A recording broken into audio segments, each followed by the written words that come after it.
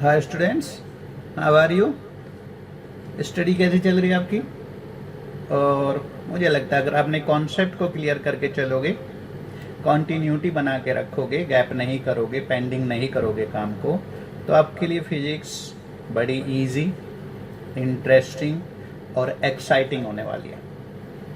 और आज हम अपना चैप्टर 2 ये लेके जा रहे हैं, इलेक्ट्रोस्टैटिक पोटेंशियल एंड कैपेसिटेंस ये चल रहा है। और इसके आज के टॉपिक भी बड़े इंटरेस्टिंग है, एक्साइटिंग है, पर थोड़ा सा ध्यान से पढ़ना है और देखना, आपको मजा आ जाएगा। तो आज का हमारे टॉपिक है capacitance of parallel plate capacitor with conducting slab, capacitance of parallel plate capacitor with dielectric slab, energy stored in a charge capacitor and energy density. तो लेट अस स्टार्ट करते हैं। तो पहला हमारा टॉपिक है capacitance of parallel plate capacitor with conducting slab. तो दो आपकी पैरेलल प्लेट, इनके बीच में डी सेपरेशन है, ए प्लेट का एरिया है और आपने चार्ज किया इसको Q charge, minus Q charge, और इस पे sigma surface charge density create हो जाएगी, इस पे माइनस सिग्मा। और सरफेस चार्ज डेंसिटी, क्योंकि क्यू के मैग्नीट्यूड सेम है, एरिया दोनों प्लेट के सेम है, तो सरफेस चार्ज डेंसिटी भी सेम होगी। तो दोनों प्लेट के बीच में इलेक्ट्रिक फील्ड यूनिफॉर्म होगा, क्योंकि हम सेपरेशन के मुकाबले एरिया ऑफ प्लेट के डायमेंशन को वेरी लार्ज लेते हैं। तो इनफाइनाइट प्लेन शीट वाले रिजल्ट हम इनमें लगाते हैं, ये पता ही है आपको। और बीच में हमने कंडक्टिंग स्लैब डाली टी थिकनेस की। तो ये हम चीजें स्टडी कर रहे हैं। हमें पता है कि अगर हम बात करते हैं capacitance of parallel plate capacitor having vacuum और एयर बिटवीन द प्लेट्स, ये हमें पता है, ये बराबर होता है, इसको हम सी नोट से दिखाएंगे यहाँ पे, capacitance of parallel plate capacitor having vacuum और एयर बिटवीन द प्लेट्स।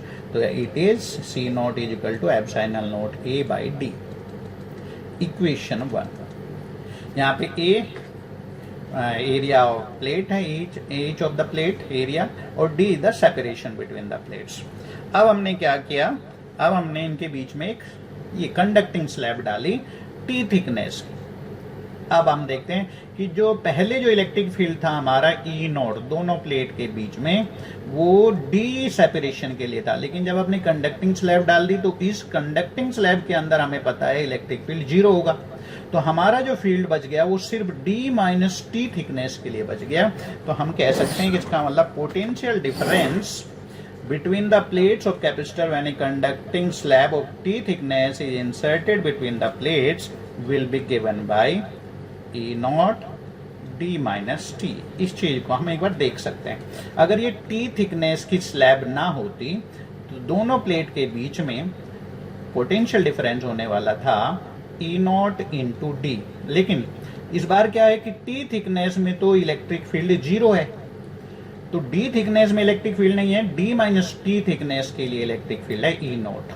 तो इस तरह से हमारा potential difference between the plates हो गया V is equal to E naught D minus T. और ई नोट क्या है, यहाँ पे सिग्मा सरफेस चार्ज डेंसिटी है, और ये प्लेट है दो, एक पॉजिटिव नेगेटिव, इनके बीच में इलेक्ट्रिक फील्ड। तो लार्ज इनफाइनाइट प्लेट के लिए जब हम फॉर्मूला लगाएंगे तो ई नोट होगा sigma upon epsilon naught V naught. क्यों? क्योंकि यहाँ पे जो इलेक्ट्रिक फील्ड होगा इनफाइनाइट प्लेन जो शीट्स हैं दोनों के बीच में, एक प्लस चार्ज एक माइनस, उनके बीच में इलेक्ट्रिक फील्ड होगा सिग्मा अपॉन एप्सिलॉन नॉट। तो आपने ये वैल्यू रख ली। अब सिग्मा की वैल्यू क्या है यहाँ पे, sigma means surface charge density, उसका मैग्नीट्यूड होगा क्यू बाई ए, क्योंकि क्यू चार्ज है किसी भी प्लेट पे और ए एरिया है, तो sigma is equal to Q by A रखोगे आप। क्लियर है? एप्सिलॉन नोट अपनी जगह और डी माइनस टी। ये इक्वेशन मान लीजिए हमने ए बना ली। अब हमें निकालना है capacitance. Now capacitance of capacitor, this capacitor is given by, तो कैपेसिटेंस का फॉर्मूला क्या है, C is equal to Q by V, और Q बाई वी की वैल्यू हम इक्वेशन A से निकाल सकते हैं। ये तो Q बाई वी यहाँ पे क्या आएगा, अगर हम इसको लिखते हैं तो ये आएगा epsilon naught A from equation 1 upon D minus T। तो it will be the capacitance of capacitor when a conducting slab of T thickness is placed between its plates. Clear है? और यहां अगर हम ऑब्जर्व करें, हियर वी ऑब्जर्व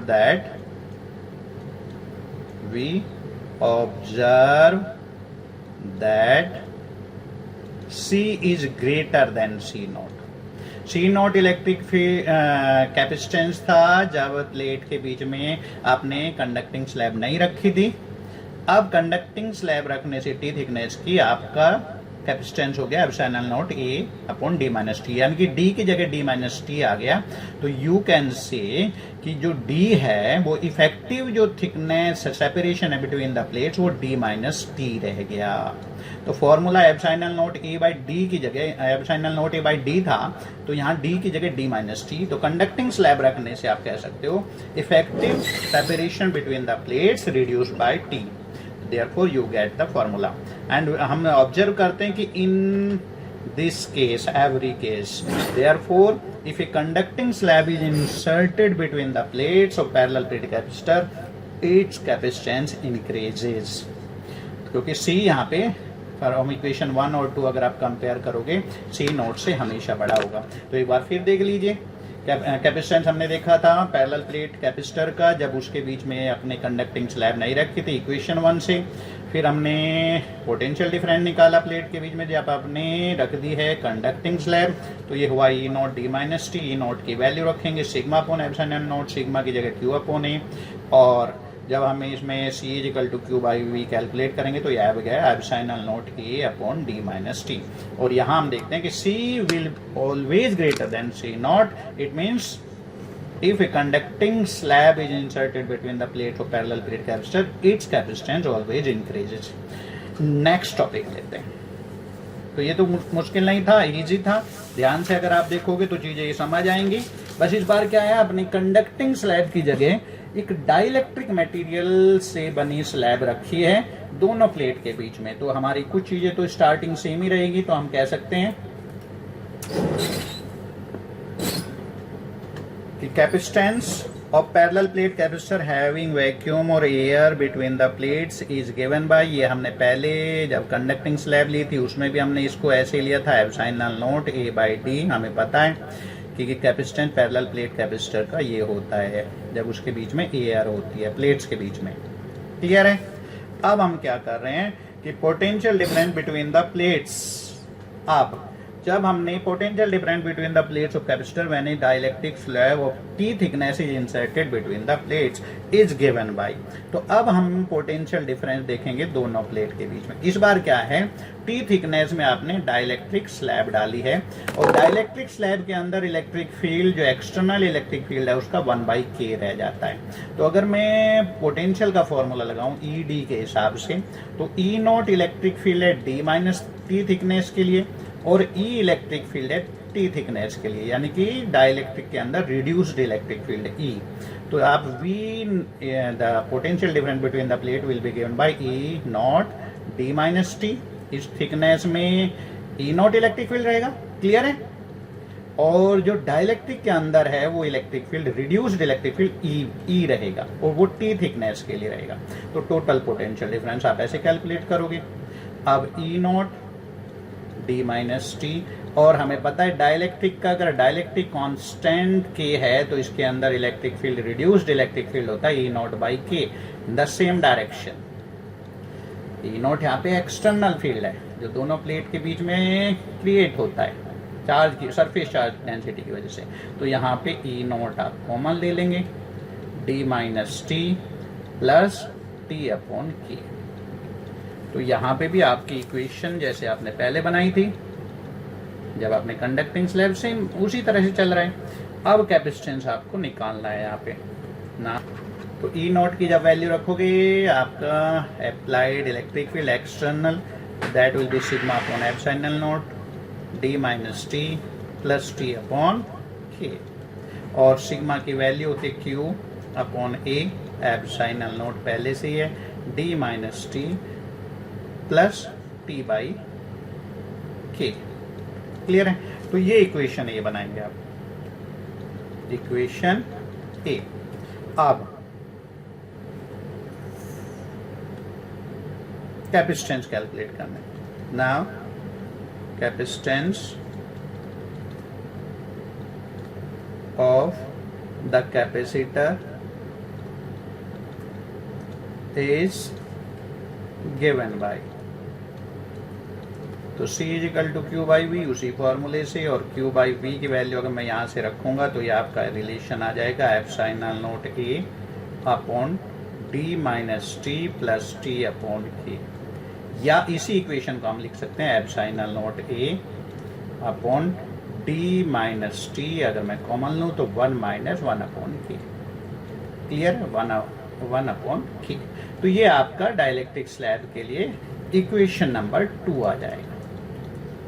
ठीक है, तो जब dielectric slab between the parallel plate capacitor आप रखोगे T थिकनेस का, तो उसका कैपेसिटेंस आएगा epsilon naught A upon D minus T plus T by K। Clear है, इसमें कोई कंफ्यूजन नहीं आना चाहिए। देखिए ध्यान से, और आगे हम बढ़ेंगे तो पहले हमने कैपेसिटर लिया जब एयर है बीच में, फिर हमने जब कंडक्टिंग स्लैब है तो इलेक्ट्रिक फील्ड ई नॉट रहेगा डी माइनस टी थिकनेस के लिए, और ई रहेगा टी थिकनेस के लिए कंडक्टिंग स्लैब के अंदर reduced electric field in the direction of external electric, कोई प्रॉब्लम नहीं है। और ई की वैल्यू ई नॉट बाई की होती है। इसके बाद तो हमने मैथमेटिक्स सिंपल सॉल्व किया, ई नॉट की value sigma upon epsilon naught, sigma की जगह क्यू अपॉन ए, और जब हम इसको सॉल्व करेंगे C is equal to Q by V, तो we will get epsilon naught of A upon D minus T plus T by K। Clear है, तो it is the formula for capacitance in case of dielectric slab between the plates of the capacitor. तो ये आपका second equation, इस फॉर्मूले को ध्यान रखना। नेक्स्ट थोड़ा हम देखते हैं। अब यहाँ पे हम देखते हैं कि अगर हम डाइलेक्ट्रिक स्लैब तो T थिकनेस के लिए डाली, अगर thickness if the dielectric slab fits in completely between the plates of capacitor that is T is equal to D, यानी कि पूरे एरिया में अगर दोनों प्लेट के बीच में, ध्यान से सोचो आप, डाइलेक्ट्रिक स्लैब को हमने T थिकनेस के लिए नहीं रखा, पूरे दोनों प्लेट के बीच का जो सेपरेशन है उसको डाइलेक्ट्रिक से अगर हम फिल कर देते हैं, तो इन दैट केस C क्या होगा आपका, तो जी जो C आपने कैलकुलेट किया था epsilon naught A upon D minus T, तो D माइनस टी, T की जगह भी D रखेंगे, प्लस T अपॉन K, यानी कि T की जगह D रखोगे आप, इसको सोल्व करोगे, D माइनस डी तो 0 हो गया, K ऊपर जाएगा आपका, तो K epsilon naught A upon D, और ये आपका हो जाएगा K C नॉट, और C नॉट तो वही कैपेसिटेंस है जब दोनों प्लेट के बीच में एयर होता है, यानी कि आपका जो कैपेसिटेंस है वो K टाइम्स इंक्रीज हो जाएगा। तो फ्रॉम इक्वेशन, मान लीजिए मैं इस इक्वेशन को सेकेंड A बना देता हूँ, क्लियर है, तो फिर आपका कैपेसिटेंस ये हो गया, या आप इसको कहिए ये फॉर्मूला बन गया कैपेसिटेंस का। और from equation second and second A, from equation second and second A, we can say that, yeah, we observe that C is greater than C not. तो जब कंडक्टिंग स्लैब डालते हो तब भी कैपेसिटेंस बढ़ जाता है, जब दोनों प्लेट के बीच में आप डाइलेक्ट्रिक स्लैब डालते हो तब भी कैपेसिटेंस इंक्रीज हो जाता है, बस थोड़ा फॉर्मूला अलग होगा दोनों केस में। तो इस चीज को ध्यान से देखेंगे तो इसको हम लिख सकते हैं कि therefore if a dielectric slab is inserted between the plates of a capacitor, parallel plate capacitor, its capacitance increases, and by the formula second और second A। क्लियर है, इसमें कोई कंफ्यूजन नहीं होना चाहिए। अब हम चीजों को थोड़ा सा इसको डिटेल में पढ़ेंगे, और हम एक चीज नोट कर सकते हैं यहाँ पे कि from equation second A, from equation second A we see that K is equal to C upon C not, और K क्या है, dielectric constant of the dielectric medium. इसका मतलब इस रिलेशन से आप डाइलेक्ट्रिक कांस्टेंट को डिफाइन भी कर सकते हो। तो C capacitance of the parallel plate capacitor when dielectric slab is placed between the plates, और C naught is the capacitance when there is air और free space between the plate. तो हम लिख सकते हैं देयर दस डाइलेक्ट्रिक कांस्टेंट की definition हो गई ये ऑफ ए मीडियम, यानी कि दूसरी डेफिनेशन है, पहले हम डेफिनेशन पढ़ चुके हैं, एक डेफिनेशन ये पढ़ सकते हैं। तो thus dielectric constant of a medium can also be defined as the ratio of the capacitance of a parallel plate capacitor with dielectric medium between the plates to the capacitance of the same capacitor with vacuum or air between the plate। एक बार से ध्यान से पढ़ना, एक और dielectric constant की भी एक डेफिनेशन हमने यहाँ पे जो है ऑब्जर्व की। तो आप ये देख सकते हैं, पहले हमने कंडक्टिंग स्लैब को रखा बीच में, फिर हमने डाइलेक्ट्रिक स्लैब को रखा, और दोनों केस में कैपेसिटी बढ़ती है, वो अलग चीज है कि फॉर्मूले अलग होते हैं। क्लियर है? आप वीडियो को दोबारा देख सकते हो, बड़े इजी हैं। अब ये जो दो कॉन्सेप्ट हमने पढ़ी है, इनके बेस पे अगर हम चीजों को थोड़ा स्टडी करें तो कुछ न्यूमेरिकल करके देखते हैं, तो देखते हैं हमें एक टॉपिक समझ आए या नहीं। तो पहला देखिए numerical, slab of material of dielectric constant K has the same area as the plates of parallel plate capacitor but has thickness of 3/4 d where d is the separation of the plates। how is the capacitance change when the slab is inserted between the plates। तो simple है, समझ आ रहा है ना, easy है। तो आप देखिए कौन सा फॉर्मूला लगेगा। यहाँ पे डाइलेक्ट्रिक स्लैब रखी है इन्होंने, तो डाइलेक्ट्रिक कांस्टेंट के है मटेरियल का, जो कैपेसिटर के प्लेट के बीच में रखा है डाइलेक्ट्रिक मीडियम की स्लैब, उसका डाइलेक्ट्रिक कांस्टेंट के हुआ। Separation between the plates D दिया है क्वेश्चन में, और thickness of the dielectric slab जो टी है उसको यहाँ 3/4 डी दिया है। अब ये पूछ क्या रहे हैं, अगर क्वेश्चन को आप ध्यान से पढ़ो एक बार दो बार जितनी बार भी, तो इन्होंने आपसे पूछा है कैपेसिटेंस क्या होगा जब आपने डाइलेक्ट्रिक स्लैब रख दी, क्योंकि सी नोट तो हमें पता ही होता है एप्सिलॉन नॉट A/d, तो सी क्या होगा जब टी की वैल्यू 3/4 डी, यानी कि आपने एक डाइलेक्ट्रिक स्लैब डाल दी इसके अंदर। तो आपको पता ही है यहाँ इलेक्ट्रिक फील्ड होता है, यहाँ रिड्यूस हो जाता है इलेक्ट्रिक फील्ड, जो कि डाइलेक्ट्रिक स्लैब है। तो वो सारे डेरिवेशन यहाँ करने की जरूरत नहीं है, वो हम कर चुके हैं। अब हमें क्वेश्चन करना है तो डायरेक्ट हम अपना फॉर्मूला लेंगे, और हमने पढ़ा था फॉर्मूला डाइलेक्ट्रिक स्लैब के केस में कैपेसिटेंस और पैरेलल प्लेट कैपेसिटर, जब आप डाइलेक्ट्रिक स्लैब डालते हो टी थिकनेस की, तो फॉर्मूला होता है d minus T plus t/k। ये फॉर्मूला है, इसमें आप t की जगह 3/4 d डालना है, बस क्वेश्चन सिंपल है आपका, बाकी सारी चीजें सेम है। तो epsilon not A/d minus 3/4 d plus 3/4 d/k। अब आप इसको सोल्व करेंगे, और ये करेंगे आप सोल्व, देखो d/4 आ जाएगा, और जब सारा सोल्व करके मैं फाइनल देख लेता हूँ क्या आएगा। On solving you will get C0। तो you can say the capacitance of the parallel plate capacitor will increase by 4k upon k plus 3 times of the capacitance when there is air or vacuum between the plates। तो जो plates के बीच में जब air या vacuum था, जो उसके capacitance के मुकाबले यहाँ पे जो आपका कैपेसिटेंस है 4k प्लस 3 टाइम ज्यादा होगा। तो बड़ा इजी क्वेश्चन है, आप देखना दोबारा करके इसको। नेक्स्ट देखते हैं, एक न्यूमेरिकल और देख लेते हैं। इसमें लिखा है कि एक parallel plate capacitor with air between the plates has a capacitance of 8 पिकोफैरड। तो एक 8 पिकोफैरड का आपको कैपेसिटर दिया है parallel plate. The separation between the plates is now reduced by half, separation को हाफ कर दिया आपने, and the space between them is filled with a medium of dielectric constant 5। तो दोनों प्लेट के बीच का एरिया भी आपने कम कर दिया, और आपने डाइलेक्ट्रिक मीडियम भी इसके अंदर जो इसका डाइलेक्ट्रिक कांस्टेंट 5 है वो फिल कर दिया। अब आपको न्यू कैपेसिटेंस निकालना है, calculate the value of the capacitance. तो आपको दिया क्या है C0, यानी कि जब एयर है प्लेट के बीच में तब का कैपेसिटेंस है एप्सिलॉन नॉट A/d, इसका फॉर्मूला होता है। तो 8 पिकोफैरड आपको दिया है कि जो डाइलेक्ट्रिक स्लैब नहीं, डाइलेक्ट्रिक जो आपने पूरा फिल किया है इसके अंदर वो 5 डाइलेक्ट्रिक कांस्टेंट है, और हाफ आपने कर दिया इसके डिस्टेंस को बिटवीन द प्लेट्स। तो अब आपको C निकालना है, और C का फॉर्मूला आपको पता है, जब पूरी आपने डाइलेक्ट्रिक फिल कर दिया तो C आपने पढ़ा था KC0, और C0 होता है एप्सिलॉन नॉट A/d, और यहाँ पे d', क्योंकि आपने गैप कम कर दिया। तो इस केस में आपका फॉर्मूला, तो यहाँ तो क्या फॉर्मूला था, C0 equal to epsilon not A/d, ये तो आपका कैपेसिटर था।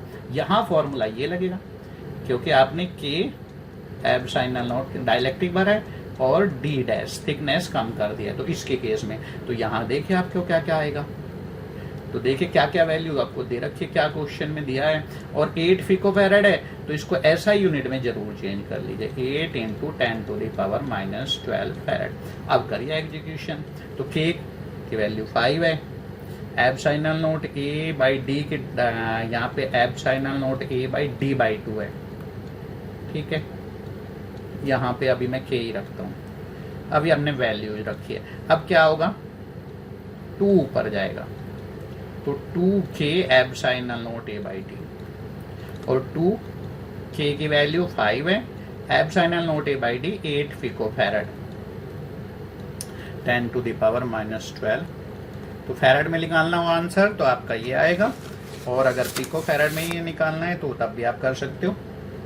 अगर मैं इसको करूं तो ये आएगा 80 × 10⁻⁻12 फैरेड या 80 पिकोफैरेड। तो देखना क्वेश्चन को बड़ा इजी है अगर आप समझ के करोगे। देखो आपने 2 न्यूमेरिकल किए, अगर आप इनको समझ के करोगे तो आपको कॉन्सेप्ट क्लियर हो जानी चाहिए। इस तरह के आपको न्यूमेरिकल्स करने हैं। क्लियर है, इजी है, एक बार फिर देख सकते हो आप। नेक्स्ट टॉपिक देखते हैं, energy stored in charge capacitor. अब हम बात करेंगे energy stored in charge capacitor की। तो हमें पता है कि जब हम कैपेसिटर को किसी बैटरी से कनेक्ट करते हैं तो बैटरी का काम होता है एक प्लेट पे से चार्ज को ट्रांसफर करके दूसरी प्लेट पे ट्रांसफर कर देना चार्ज को। और यहाँ पे प्लस क्यू चार्ज है तो यहाँ पे माइनस क्यू चार्ज आ जाएगा। प्लेट एरिया ए है, मान लीजिए सेपरेशन डी लेंगे अगर हमें कहीं जरूरत पड़ेगी। और ये आपका आपने चार्ज कर दिया कैपेसिटर को, पैरेलल प्लेट कैपेसिटर को। तो इसको हमने पढ़ा हुआ है, इसकी पोटेंशियल एनर्जी क्या होती है। The electric potential energy stored in a charge capacitor is equal to the amount of work required to charge it. यानी कि इसे चार्ज करने में हमें कितना वर्क करना पड़ेगा, वो इसकी पोटेंशियल एनर्जी के बराबर होगा, जितना भी हमें वर्क करना पड़ेगा, ठीक है। और जब ये कैपेसिटर डिस्चार्ज होगा तो हमें जो स्टोर्ड एनर्जी है वो रिकवर्ड हो जाएगी इन the form of work done. Clear है, तो ये हम पढ़ चुके हैं। अब हम बात करते हैं, कैपेसिटर को आप चार्ज कर रहे हो तो आपको कैलकुलेट करना पड़ेगा पूरे चार्ज करने में आपने कितना वर्क किया। तो ड्यूरिंग चार्जिंग की बात करते हैं। स्टार्टिंग में अनचार्ज कैपेसिटर है, आपने उसको चार्जिंग पे लगा दिया तो t इक्वल टू 0 अगर टाइम पे कहूं तो उस पे चार्ज है 0।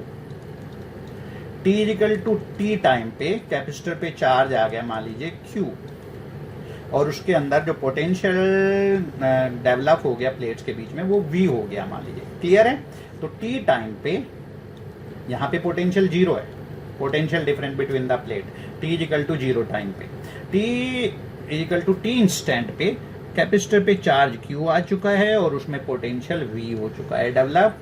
अब हम अगर इसको T से T प्लस dt टाइम के बीच की बात करते हैं, हमने कैपेसिटर को चार्ज dQ अगर देते हैं तो फॉर दिस dQ चार्ज हमें कुछ वर्क करना पड़ेगा। तो हम लिख सकते हैं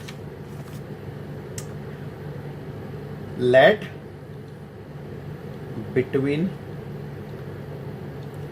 टाइम या ड्यूरेशन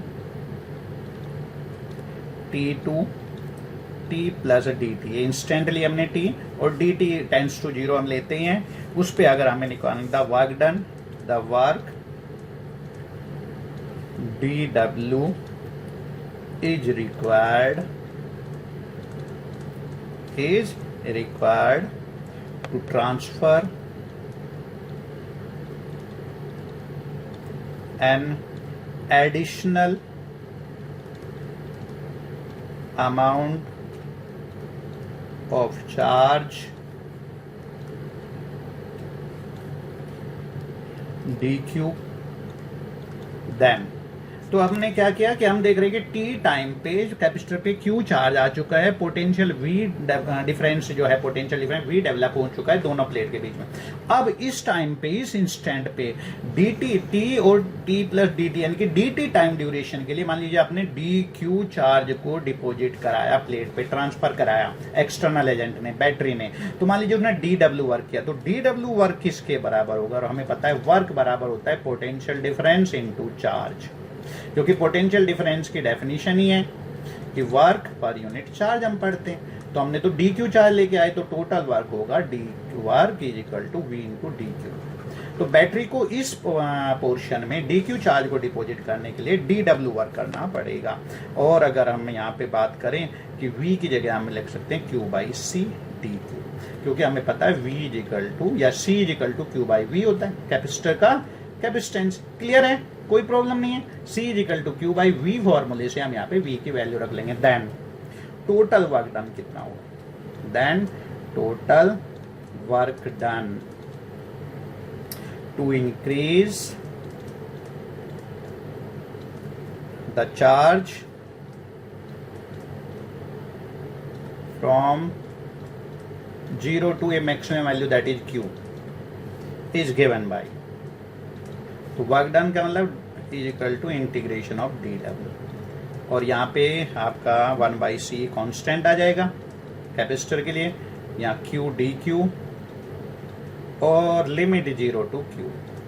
ठीक है, तो जब हम इसको सॉल्व करेंगे तो ये आ जाएगा 1/2 Q स्क्वायर बाई सी। तो this is the work done on the capacitor to store a charge capital Q on its plates, यानी कि कैपिटल Q चार्ज को एक प्लेट से दूसरी प्लेट ट्रांसफर करने। कैपिटल Q है मैक्सिमम चार्ज, इस Q से भी अलग कोई चार्ज है, स्मॉल Q जो हमने दिखाया ये कोई किसी इंस्टेंट पे है, और कैपिटल Q है जो फाइनली चार्ज हमने दिया कैपेसिटर को, तो that will be equal to the work done will be equal to the 1/2 Q square by C. और this work done will be stored in the capacitor in the form of its potential energy. तो this work done, अगर हम starting में capacitor को अनचार्ज लेके चलते हैं और अनचार्ज कैपेसिटर की पोटेंशियल एनर्जी को 0 मानते हैं, हमारा स्केल लेते हैं पोटेंशियल एनर्जी का, तो अनचार्ज कैपेसिटर का पोटेंशियल एनर्जी का स्केल अगर हम 0 लेते हैं, then this work done is stored in the capacitor in the form of its potential energy. तो क्लियर हो गया, देयरफॉर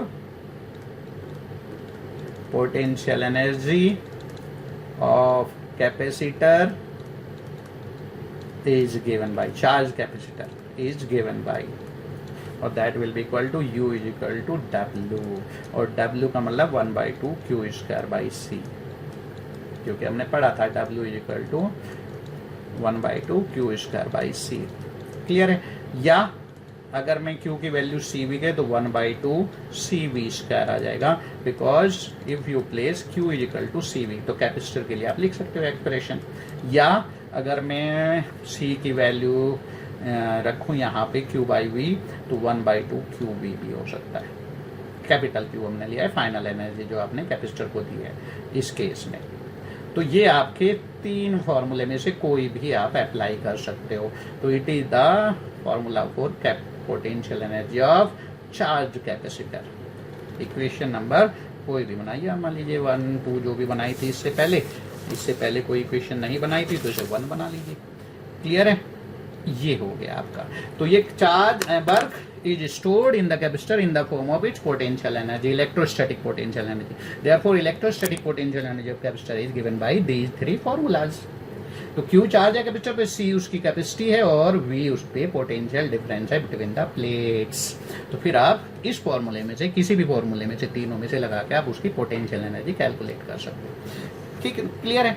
तो अब देखते हैं थोड़ा सा यहाँ पे एक स्टडी करते हैं एडिशनल इंटरेस्टिंग, जो हम कहते हैं ना थोड़ा सा एडिशनल पढ़ो, एग्जाम पर्पज से नहीं पढ़ना, चीजों को समझने के लिए। तो एक नोट यहाँ पे जबरदस्त है, ध्यान से देखना।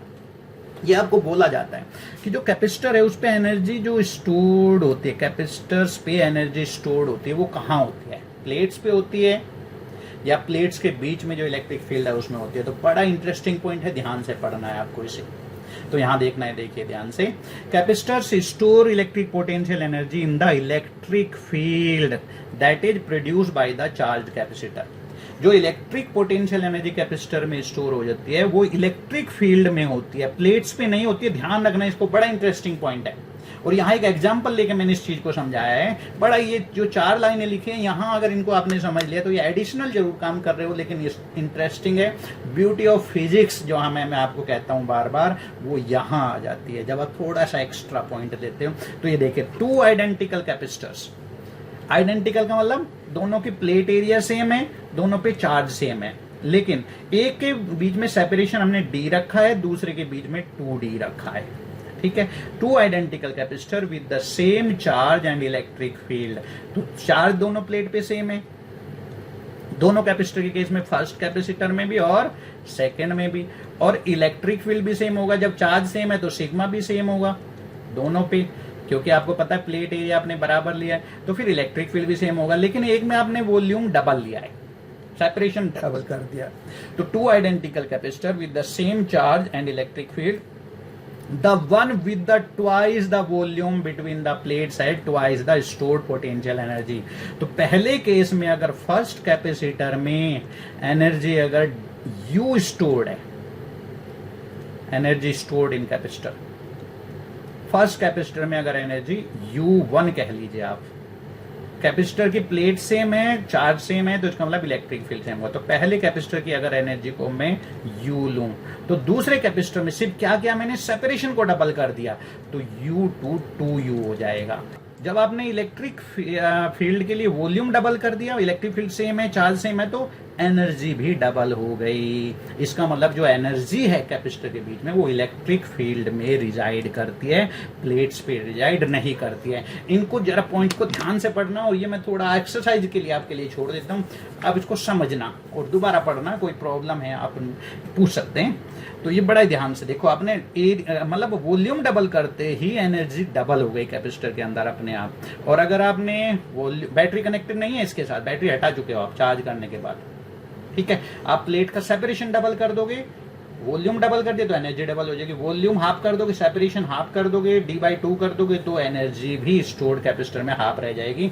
तो इससे ये कंक्लूजन निकलता है कि जो एनर्जी स्टोर्ड होती है कहाँ, कैपेसिटर में, वो वॉल्यूम में होती है, यानी कि इलेक्ट्रिक फील्ड में होती है, जहां इलेक्ट्रिक फील्ड होता है। Therefore we can say that the potential energy of a charge capacitor is stored in the electric field between the plates। इस पॉइंट को जरा ध्यान से पढ़ना, मजा आ जाएगा।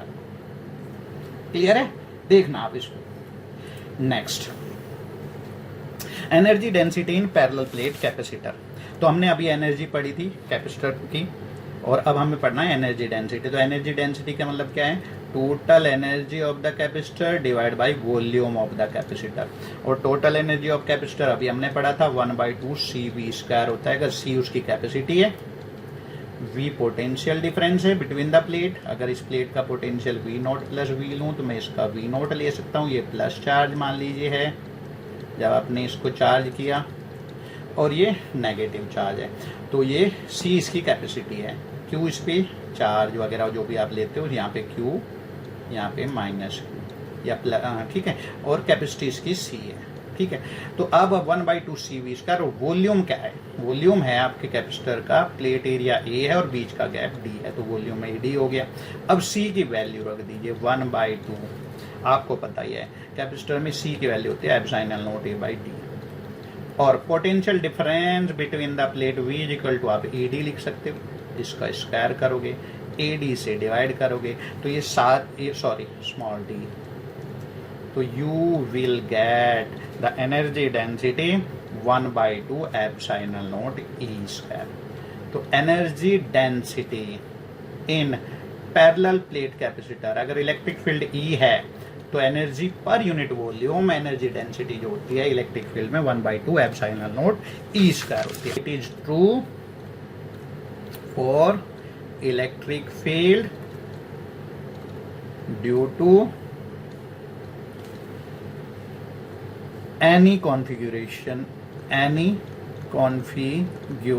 of charge। तो ठीक है, तो कहीं भी अगर इलेक्ट्रिक फील्ड E है सेटअप स्पेस में, तो वहां पे एनर्जी डेंसिटी यानी कि energy, electric energy per unit volume होगा 1/2 ε0E²। तो it is very very important result, इसको बड़ा ध्यान से पढ़ना है।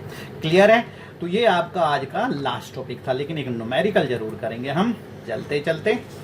और ये है एक क्वेश्चन, देखते हैं किस पे कुछ कौन सा फॉर्मूला लगना है। A 12 picofarad capacitor is connected to 50 volt battery. आपने 12 पिकोफैरेड कैपेसिटर को कनेक्ट कर दिया 50 वोल्ट बैटरी से। How much electrostatic energy is stored in the capacitor. तो सिंपल न्यूमेरिकल है।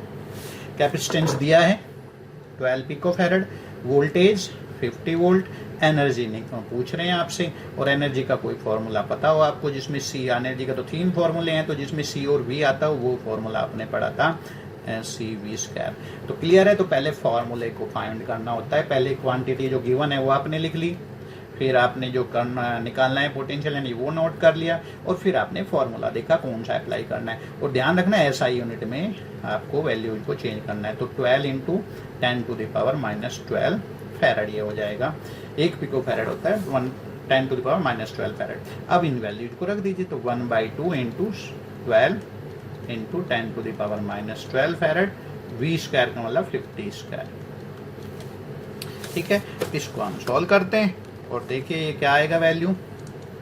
तो जब हम इसको सॉल्व करेंगे ये आएगा 1.5 इंटू 10⁻⁻8 जूल। और जब सारी यूनिट ऐसा ही लिए तो आपने आप आंसर एनर्जी निकाल रहे हो तो जूल में आएगा।